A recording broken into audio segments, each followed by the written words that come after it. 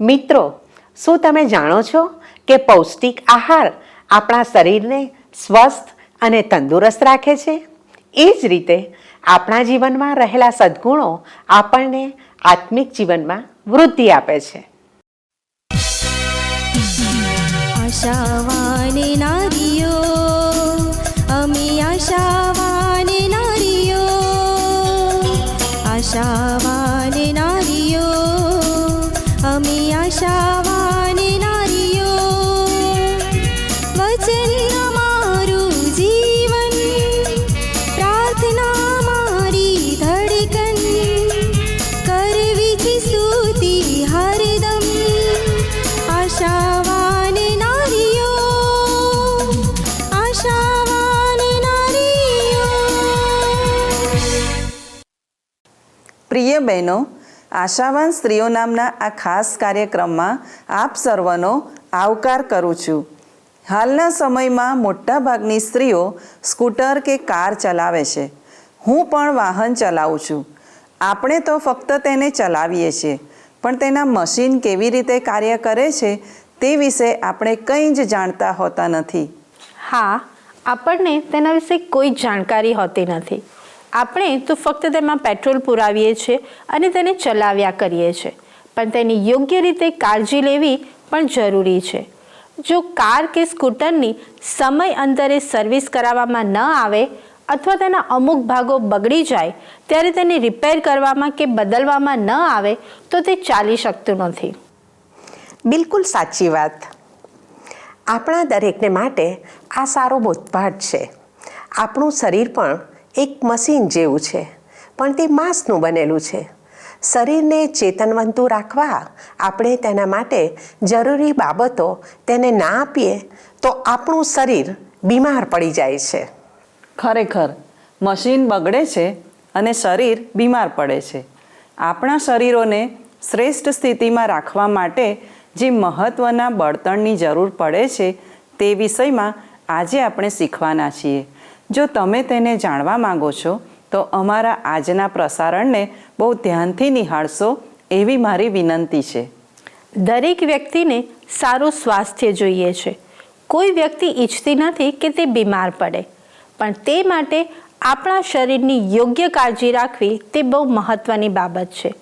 તેથી જ આ વિષયમાં અમે આપને થોડી જાણકારી આપવા માંગીએ છીએ. તો ચાલો આજના કાર્યક્રમમાં આગળ વધીએ.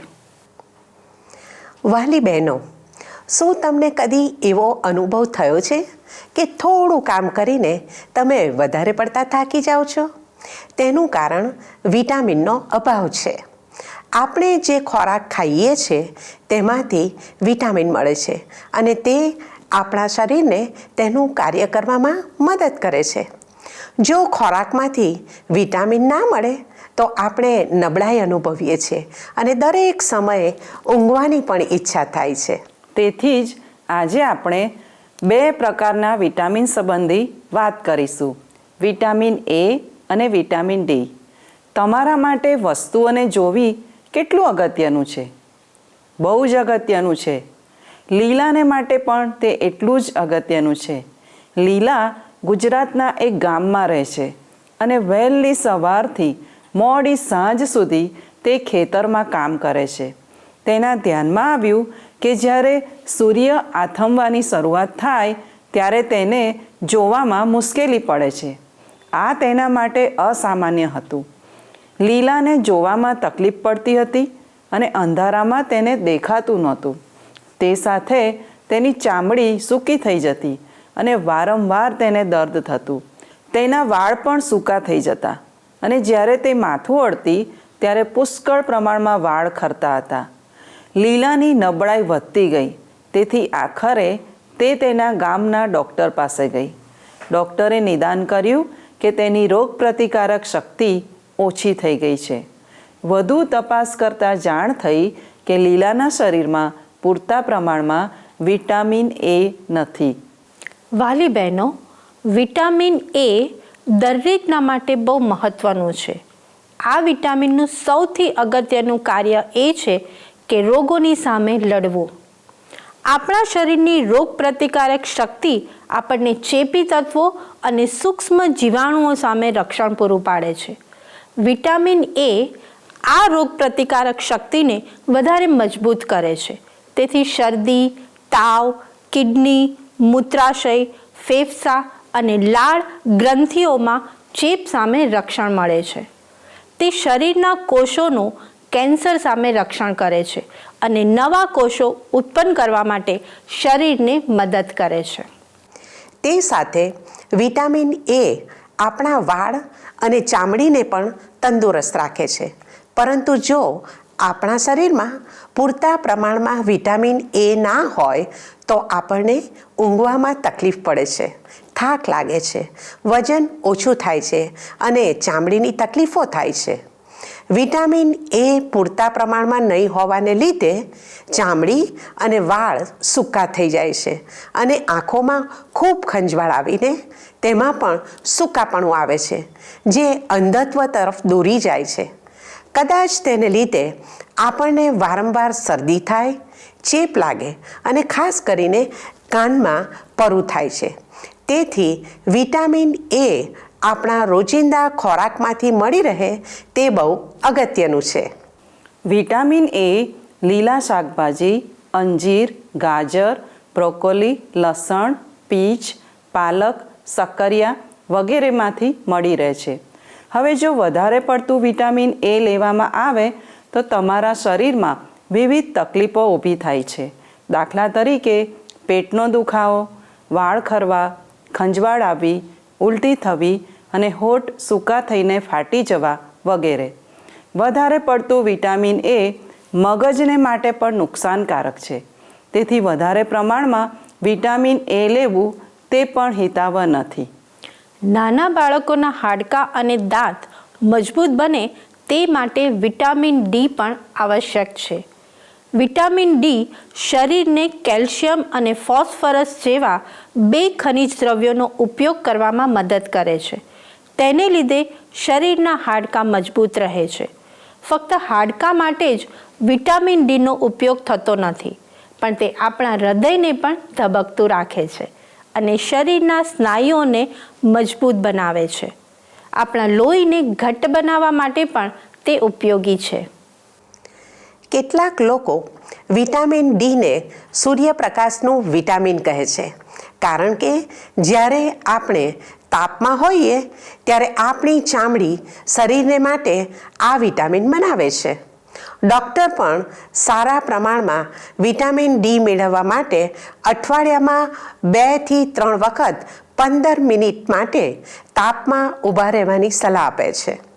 પરંતુ જો તમારી ચામડી ગોરી છે તો આવું કરતાં તમારે ધ્યાન રાખવાની જરૂર છે, કારણ કે વધારે પડતો સૂર્યપ્રકાશ તમારી ચામડીને નુકસાન કરે છે. જો તમારી ચામડી કાળી છે તો પણ તમારે સૂર્યપ્રકાશમાંથી વિટામિન ડી ઓછું લેવું જોઈએ. વિટામિન ડી દૂધ, શક્કરિયા, જવ તેમજ જુદી જુદી વનસ્પતિ અને ઔષધિઓમાંથી મળી રહે છે. વાલી બહેનો, જો તમારા શરીરમાં પૂરતા પ્રમાણમાં વિટામિન ડી ના હોય તો તમારા હાડકાં નાજુક બને છે અને તેમાં દુખાવો થાય છે. તમારા સ્નાયુઓ નબળા પડી જાય છે અને સંકોચાય છે.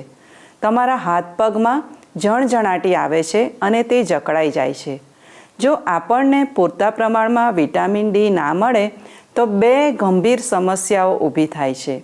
પ્રથમ છે બાળકોને સુક્તાનનો રોગ થાય છે, જેમાં તેમના હાડકાં પોચા થઈને વળી જાય છે. તેથી જ બાળકોને સારો ખોરાક અને દૂધની બનાવટો આપવી જરૂરી છે. બીજી સમસ્યા છે ઓસ્ટિયોપોરોસિસ નામનો હાડકાનો રોગ થાય છે. તે પુરુષો કરતાં સ્ત્રીઓને વધારે થાય છે, જેમાં ઉંમરલાયક લોકોના હાડકાં ક્ષીણ થઈ જાય છે. આ રોગ ધરાવનાર લોકોના હાડકાં બરડ થઈ જાય છે અને ઝડપથી ભાંગી પણ જાય છે. જો તમારા જીવન દરમિયાન તમે પૂરતા પ્રમાણમાં વિટામિન ડી લો છો તો ઘડપણમાં તમારા હાડકાં સ્વસ્થ અને મજબૂત રહે છે અને તમને ઓસ્ટિયોપોરોસિસનો રોગ થતો નથી.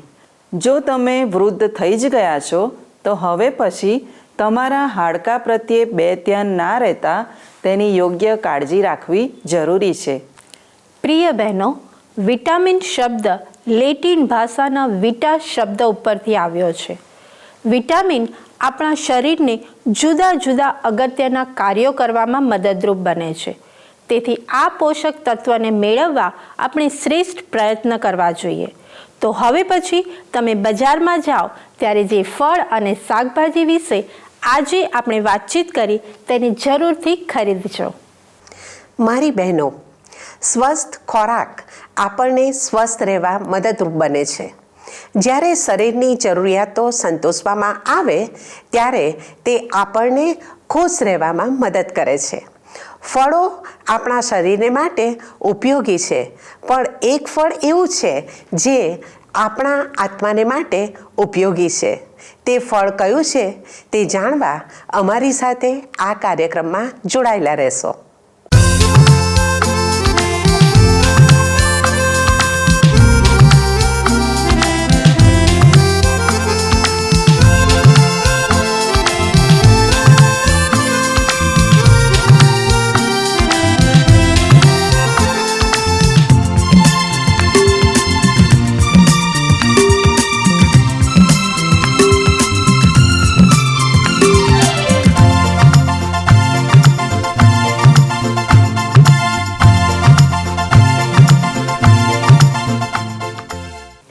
પ્રિય બહેનો, આપ નિહાળી રહ્યા છો કાર્યક્રમ આશાવાન સ્ત્રીઓ. આજથી આપણે એક નવી શ્રેણીની શરૂઆત કરીશું, જેનો વિષય છે પવિત્ર આત્માનું ફળ. આ એક એવું ફળ છે જેમાં વિવિધ પ્રકારના ગુણો સામેલ છે. પવિત્ર બાઇબલમાં ગલાતી 5:22 અને 23માં લખ્યું છે, પણ પવિત્ર આત્માનું ફળ પ્રેમ, આનંદ, શાંતિ, સહનશીલતા, માયાળુપણું, ભલાઈ, વિશ્વાસુપણું, નમ્રતા તથા સંયમ છે. એવાની વિરુદ્ધ કોઈ નિયમ નથી. વાલા મિત્રો, હવે પછીના થોડા સપ્તાહ દરમિયાન આપણે આ ગુણો વિશે વિસ્તારથી અભ્યાસ કરીશું. જેમ શ્વાસ લેવા માટે હવા જરૂરી છે, આપણા શરીર માટે ખોરાક જરૂરી છે, તેમજ જીવન જીવવા માટે આ બધા ગુણો પણ અગત્યના છે. પવિત્ર આત્માના ફળનો પ્રથમ સ્વાદ અથવા ગુણ છે પ્રેમ. આજે આપણે શીખીશું કે કેવી રીતે આપણે સાચા પ્રેમનો અનુભવ કરી શકીએ અને કેવી રીતે તેનો આનંદ માણી શકીએ. પ્રેમ અને આનંદ આ બંને ગુણો આપણા જીવનમાં હોવા જરૂરી છે. પ્રિય બહેનો, જો તમારા પતિ કે મિત્રને માટે એક સારા ગુણની પસંદગી કરવાનું તમને કહેવામાં આવે તો તમે શું પસંદ કરશો? શું તમે એવા વ્યક્તિને પસંદ કરશો કે જે વ્યસની, નિર્દય અને ગુસ્સાવાળો હોય? ના, આપણે કોઈ આવા વ્યક્તિને આપણા પતિ કે મિત્ર બનવા પસંદ કરીશું નહીં, કારણ કે આવા ગુણો લગ્ન સંબંધ અને મિત્રતા બંને માટે જોખમી છે. દરેક યુવાન સ્ત્રીઓ એવું ઈચ્છે છે કે તેમના પતિ સુંદર હોય, સુશિક્ષિત હોય અને તેમને આદર આપનાર હોય, પરંતુ પ્રેમ, આનંદ, ધીરજ અને માયાળુપણું જેવા ગુણો સંબંધી શું આ ગુણો અગત્યના છે? હા, આ ગુણો અગત્યના છે. સારા ગુણો સ્વસ્થ અને સુખી સંબંધોને માટે મદદરૂપ બને છે. મિત્રો, હવે હું બીજો એક પ્રશ્ન પૂછું. શું આ બધા ગુણો તમારા પોતાના જીવનમાં છે? શું તમે પ્રેમાળ, ધીરજવાન અને માયાળુ છો? કેટલીક વાર હું આ ગુણો દર્શાવવામાં નિષ્ફળ જાઉં છું. જો કોઈક વખત કોઈ વ્યક્તિ મને કઠોર શબ્દો કહે અથવા મારી સાથે એવો વ્યવહાર કરે તો હું બદલામાં તેમના પ્રત્યે પ્રેમ પ્રદર્શિત કરી શકતી નથી. પરંતુ જેમ યોગ્ય ખોરાક લેવાથી આપણા શરીરો તંદુરસ્ત રહે છે અને તે બીમારીઓ સામે વધારે સારી રીતે લડી શકે છે, એ જ પ્રમાણે જ્યારે આપણા જીવનો સારા ગુણોથી ભરપૂર હોય ત્યારે આપણે માનસિક રીતે સ્વસ્થ રહીએ છીએ અને સ્વસ્થ સંબંધો બાંધી શકીએ છીએ. પવિત્ર બાઇબલ અસ્વસ્થ અથવા પાપી જીવનના પરિણામોને આ રીતે વર્ણવે છે.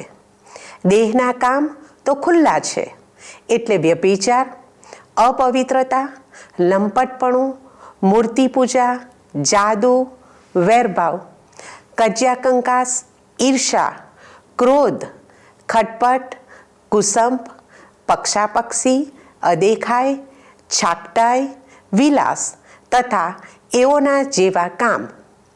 પણ સ્વસ્થ જીવન અથવા ઈશ્વર કેન્દ્રિત જીવન આ સદ્ગુણોને પ્રગટ કરે છે. એટલે પ્રેમ, આનંદ, શાંતિ, સહનશીલતા, માયાળુપણું, ભલાઈ, વિશ્વાસુપણું, નમ્રતા તથા સંયમ.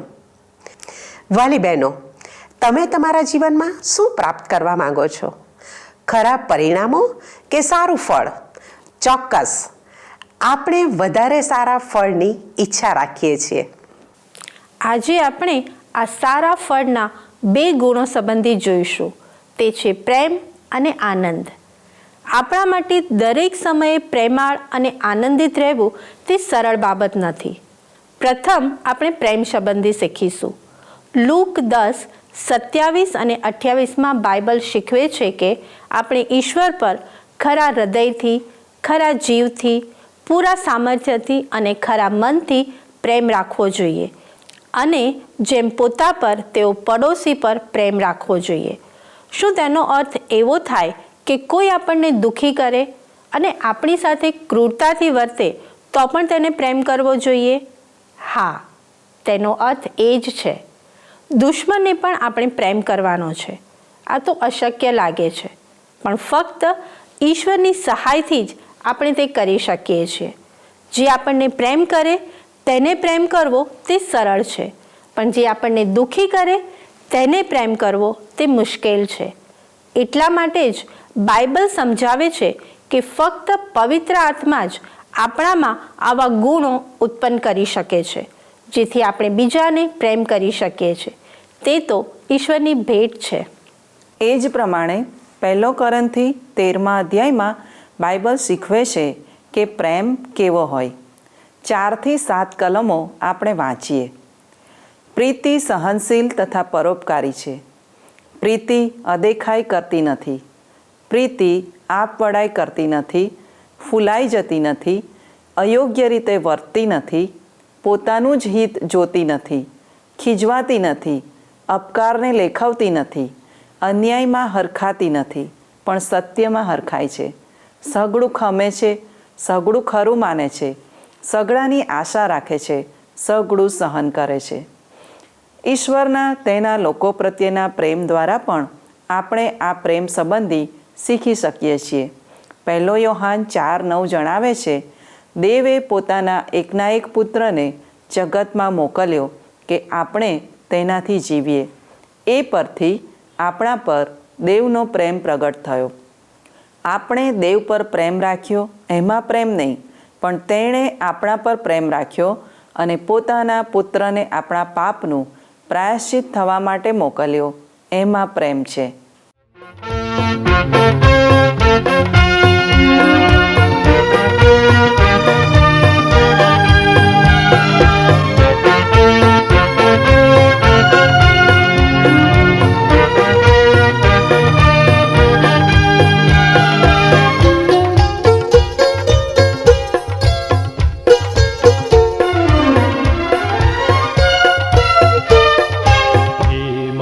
તારના તારો પ્રેમ છે પૂરો છે અમલ, તે પ્રેમ પાર અનંત ચળ દેખાડ્યો મારા પર. એ મારા તારના તારો પ્રેમ છે પૂરો છે અમલ, પ્રેમ પાર અનંત ચળ દેખાડ્યો મારા પર. હું મારું મન ને મારું ધન જે હોય મારી કને, ને મારો જીવને મનનો ભાવ સૌ સોંપું છું તને.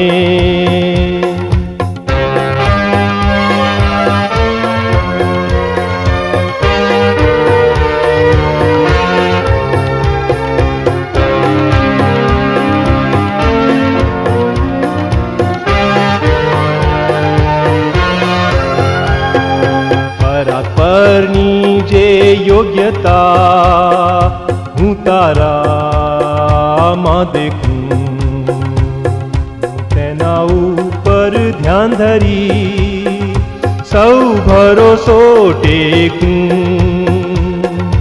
શરમનો પણ જે મરણ સ્તંભ તે રાજીથી સહ્યો, તે સંભારી મારો આત્મા પ્રેમે ભરપૂર થયો. હે મારા તારનાથ, તારો પ્રેમ છે પૂરો છે અમર, હે પ્રેમ પાર અનંત ચળ દેખાડ્યો મારા પર.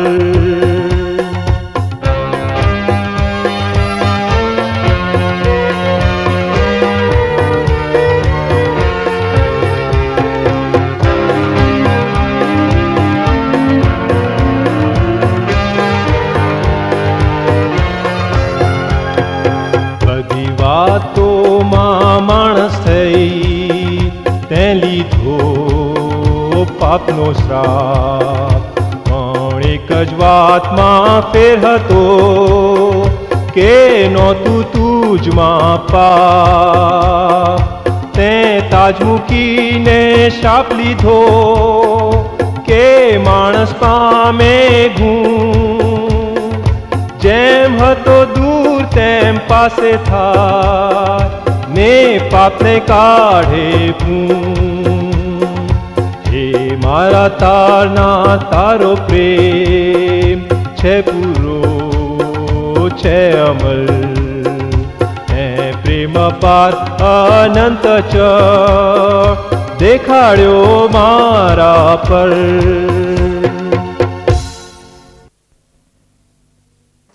હવે આપણે પવિત્ર આત્માના ફળના બીજા ગુણ સંબંધી વિચારીએ, તે છે આનંદ. આપણે આનંદિત વલણ કેવી રીતે રાખી શકીએ? ફક્ત ઈશ્વર જ આપણને સાચો આનંદ અને ખુશી પ્રાપ્ત કરવા મદદ કરી શકે છે. આનંદ એ તો મનની સ્થિતિ છે, કોઈ ઘટના નથી. એનો અર્થ કે આનંદનો આધાર આપણી આસપાસ બનતી ઘટનાઓ પર નથી, અથવા આપણે દુઃખ અને પીડાથી મુક્ત છીએ કે નહીં તેના પર નથી, પરંતુ આનંદ આ સત્ય પર આધારિત છે કે બાઇબલના ઈશ્વર આપણને પ્રેમ કરે છે અને આપણા માટે શ્રેષ્ઠ બાબતો ઈચ્છે છે. આ સત્યને સ્વીકારવું એટલે ઈશ્વર પર વિશ્વાસ કરવો. આનંદિત રહેવું એનો અર્થ છે પોતાની જાત પર કે પોતાની આવડતો પર નહીં, પણ ઈશ્વર ઉપર આશા રાખવી. ઈશ્વર દરેક બાબતોને નિયંત્રણમાં રાખે છે અને આપણે જીવન પર તેમના પર ભરોસો રાખી શકીએ છીએ. વાલી બહેનો, કેટલીક બાબતો એવી છે કે જે આપણા આનંદને હણી લે છે. તે છે ચિંતા અને બીક. જ્યારે બીજાની પાસે જે છે તે મેળવવાની ઈચ્છા આપણે રાખીએ અને આપણી પાસે જે છે તેનાથી ખુશ ના રહીએ, ત્યારે આપણે આનંદ ગુમાવી દઈએ છીએ. મહત્ત્વની બાબત એ છે કે આપણે ખરેખર ઈશ્વર પર વિશ્વાસ કરીએ છીએ કે નહીં. આપણી પરિસ્થિતિને લીધે આપણે દુઃખી થઈ શકીએ, પણ ઈશ્વર પર ભરોસો રાખીને આપણે આનંદમાં રહી શકીએ છીએ. બીજો કરંથી 6 અને 10 પ્રેરિત પાઉલ લખે છે, શોકાતુર જેવા છતાં સદા આનંદ કરનારા છીએ. પ્રેરિત પાઉલે દુઃખો સહન કર્યા, પણ તે આનંદથી ભરપૂર હતો, કારણ કે તે સમજી ગયો હતો કે તેના જીવનમાં જે કંઈ બને છે તેને માટે ઈશ્વર પાસે ખાસ હેતુ હતો. પ્રિય બહેનો, સૌથી અગત્યની બાબત એ છે કે જો તમારે પ્રેમ, આનંદ અને પવિત્ર આત્માના ફળના બીજા ગુણો જોઈએ છે તો ઈસુ ખ્રિસ્તની મારફતે ઈશ્વરની સાથે તમારે વ્યક્તિગત સંબંધ હોવો જોઈએ. શું તમારે ઈસુની સાથે આવો સંબંધ છે? ગલાતી 5:24 જણાવે છે, જેઓ ખ્રિસ્તના છે તેઓએ દેહને તેના વિષયો તથા ઈચ્છાઓ સુદ્ધા વધસ્તંભે જડ્યો છે. મારી બહેનો, અત્યારે જ તમે ઈશ્વરને કહી શકો છો કે ઈસુની મારફતે તમને તેમની સાથે વ્યક્તિગત સંબંધમાં જોડી દે. ઈશ્વરે વચન આપ્યું છે કે તે પવિત્ર આત્માને તમારા જીવનમાં મોકલી આપશે, જેથી તમારામાં તે સારું ફળ ઉત્પન્ન કરે, એટલે કે પ્રેમ, આનંદ, શાંતિ, સહનશીલતા, માયાળુપણું, ભલાઈ, વિશ્વાસુપણું, નમ્રતા અને સંયમ. ઈશ્વર ઈચ્છે છે કે તેમના બાળકોના જીવનમાં આ ગુણો હોય, જેથી આપણે તેમના જેવા બની શકીએ. આવો પ્રાર્થના કરીએ. પ્રેમાળ ઈશ્વર પિતા, તમે અમને પ્રેમ કરો છો તે માટે તમારો આભાર. તમારી દીકરીઓ તરીકે અમે પણ બીજાઓને પ્રેમ કરી શકીએ અને તમારા તરફથી મળતો સાચો આનંદ પ્રાપ્ત કરી શકીએ તે માટે અમને મદદ કરો. અમારા જીવન મારફતે સારા ગુણોને પ્રદર્શિત કરવા અમને દોરવણી આપો. ઈસુના નામમાં માંગુ છું. આમેન. વહાલા દર્શક મિત્રો, આપ નિહાળી રહ્યા છો કાર્યક્રમ આશાવાન સ્ત્રીઓ. પ્રેમ એ એવી અદ્ભુત ભેટ છે જે આપણે બીજાને આપી શકીએ અને તેની કોઈ કિંમત નથી. તે સંપૂર્ણ મફત છે. આપણે કાળજી રાખીએ કે પ્રેમની સાથે જાતીયતા અને વાસનાને ભેળસેળ ના કરીએ. સાચો પ્રેમ હંમેશા બીજી વ્યક્તિના વિશે વિચારે છે, પોતાના વિશે નહીં. જ્યારે વાસના હંમેશા પોતાનો જ આનંદ ઈચ્છે છે, તેને બીજાની કોઈ ચિંતા નથી. મારી બહેનો, ઈશ્વરના પ્રેમનો કોઈ અંત નથી. તે તો અમર્યાદિત છે. ઈશ્વરના પ્રેમની તુલના કોઈની સાથે થઈ શકે નહીં. ઈશ્વર ઈચ્છે છે કે આપણે પણ તેમના બાળકો તરીકે એવો જ નિસ્વાર્થ પ્રેમ પ્રગટ કરીએ. શું તમારા જીવન થકી તમે આવા પ્રેમને પ્રગટ કરવા તૈયાર છો?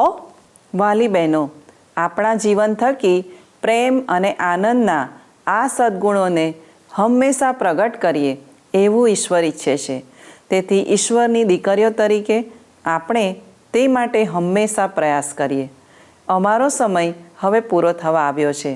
આ કાર્યક્રમ સંબંધી આપના પ્રતિભાવો આવકાર્ય છે. સંપર્ક માટે અમારું સરનામું છે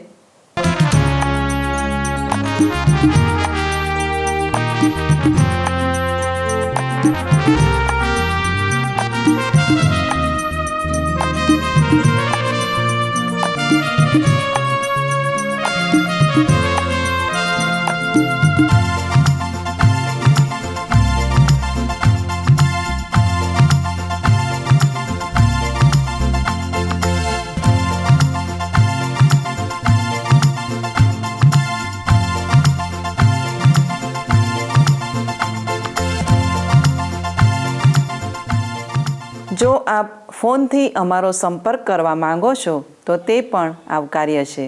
અમારો ફોન નંબર છે 99 98 97 90 26 9998979026. આ નંબર ઉપર આપ મિસ કોલ અથવા SMS પણ કરી શકો છો. ઈશ્વર આપને આશીષ આપે. ધન્યવાદ. શું તમને આ કાર્યક્રમ ગમ્યો? અત્યારે જ અમને મિસ કોલ કરો.